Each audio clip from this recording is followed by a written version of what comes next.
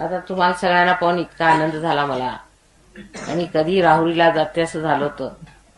एकदाच आम्ही पोचलो आणि ह्या राहुरीच्या या पवित्र परिसरात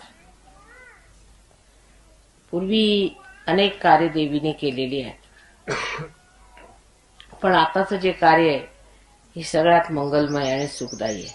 कारण राक्षसांना मारायचं वगैरे म्हणजे काही विशेष सुखदायी कार्य नव्हतं, आणि अशा घाणेरड्या लोकांची झुंजत राहण्यापेक्षा कधीतरी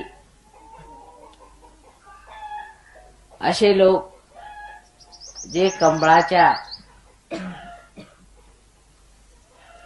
सुंदर कळ्यांप्रमाणे कुठेतरी वाट बघत बसले, त्यांची फुलं करण्यात जी मजा येणार आहे किंवा त्यांची फळं करण्यात जी मजा येणार आहे ती कधीतरी लुटावी असं फार वाटत असेल.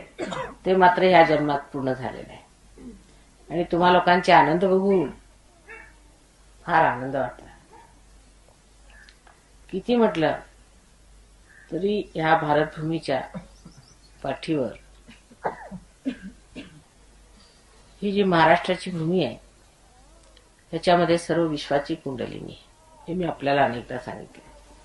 बरं, त्याच्या शास्त्रात आधार असा की याच्या 3.5 पीठ असे सांगितलेले आहेत. 3.5 पीठ फक्त कुंडलिनीला असतात. तसेच अष्टविनायक हे सुद्धा सर्व महाराष्ट्रात आहेत. ते खरे की खोटे हे तुम्ही पार झाल्याशिवाय जाणू शकत नाही, कारण पार झाल्यावरच तुम्हाला कळेल की त्याच्यात नाही येते की. पण मुसळवाडीला तर साक्षात सहस्त्रारच मुळे, तेव्हा ही किती महान भूमी आहे हे तुमच्या लक्षात येईल. आणि इथे जे चमत्कार घडणार आहेत ते कुठेही असे प्रकारचे घडू शकत नाही.